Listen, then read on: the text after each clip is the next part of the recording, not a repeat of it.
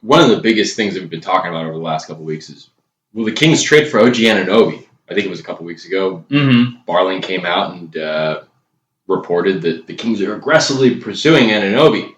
Well, things might be cooling off in that department. To start, apparently the Warriors had offered Toronto, before they made the trade with Washington, they wanted to do a deal centered around Jordan Poole and Anunoby, and the Raptors were like, you want Anunoby? How about more like Anunobody for Poole? You can take a hike. Why don't you put an egg in your shoe and beat it? Pound sand, kid. They weren't interested in that. And obviously Toronto is notorious. I think for the last 2 years at least, we've seen that this is a team that has very high asking prices. It almost seems like by saying that Anunoby, Siakam is available, it's more of just, well, let's just see what they offer us. Yeah. Maybe somebody will do something crazy. Because if worst comes to worst, these guys are still pretty young. They still make up a pretty decent core. I mean, you could maybe still do something. I don't know if they'll win a championship that way, but, there's no point going into a crazy rebuild if you can still kind of eke out some entertainment money with a pretty decent core. I think that would be how the mind of an owner works. And I think that by doing that, it's important to note that they're not kneecapping themselves. They're not doing something where they're signing a bunch of 38-year-olds for huge deals and they're going to be paying them forever or something like that. Yeah. They're still going to be in a position to reset anytime they want. Maybe. And kind of facilitating that note, it was a guy by the name of Michael Grange of Sportsnet, which is a Canadian site.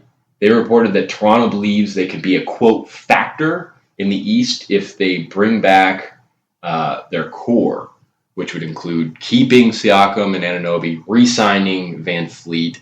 Scotty Barnes, obviously. What a guy. What a player. I like Scotty. Scotty Barnes is a hell of a player. Yeah. But, yeah, I mean, honestly, they might be able to keep the core together without bringing Van Fleet back. I mean, I think one of the things with not bringing Van Fleet back is putting the ball more in Scotty Barnes' hands and letting his playmaking ability kind of flourish a little bit more. Mm-hmm. I mean, Van Fleet is a heavy ball handler, if I'm not mistaken, like high usage with the ball in his hands. So they could still keep the core together in a way and still kind of compete. I mean, obviously, it's not even about keeping the core together. It's just no realistic trade coming up to where they can dump off. I don't even want to say dump off, but move Anunoby or Siakam. And as much as, and I think there was another report today that was like, oh, the Kings are interested in Siakam and Anunoby. Yeah, no shit.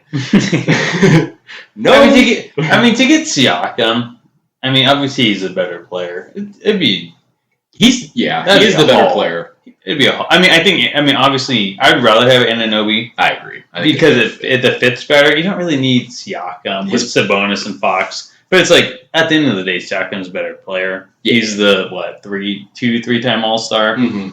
So, of course, he's going to cost more regardless of fit. So it's like, you're interested in both? Yeah. No way. The Siakam thing, everyone wants Siakam. I'm like, why? I want Anunoby.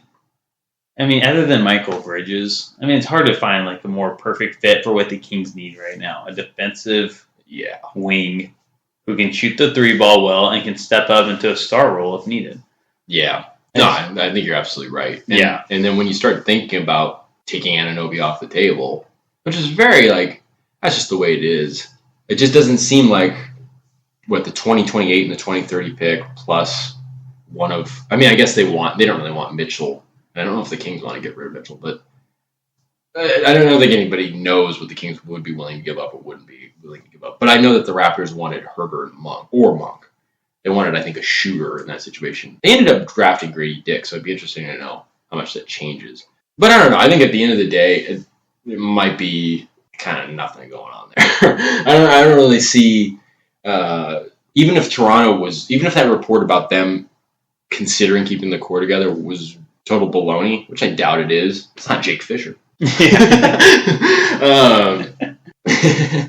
But I mean, even if that isn't true, I mean, it's still true that the Raptors want a huge asking price. Yeah, at the end of the day, I just don't think the Kings have really with any big trade. They just don't have the pieces. Because I mean, a team to give away one of their better players is going to want Keegan Murray in a package. Exactly. I mean, they don't have their first rounder this year to give up now. Mm-hmm. It's going to be Keegan Murray. I mean, your next best piece other than a draft piece for you're not giving up Fox just a bonus, obviously. What? But it's like Mitchell. And it's like, Mitchell's really not worth that much. So it's just like, I put out that trade and it was like OG for Mitchell, Holmes at the time, and then like the 28 and 30. It's just like. Now, obviously, not having to include Holmes makes that a big deal. And I do think that is true. There's something to the idea of, well, they might be interested in Mitchell because Mitchell could fill in that starting one. And if you're talking about a situation where Scotty Barnes would be your main facilitator, Mitchell has no problem being your main defender up at the one. And that's a good point. I guess Holmes removing him does. It does kind of boost it. Yeah. But I think for the Raptors standards, 2 future first-round picks and Davion Mitchell, I don't think it's going to cut it for Anunoby. No. Yeah. You need that next decent prospect. Yeah. Mitchell, maybe if Mitchell has a good year this year, but so we'll see.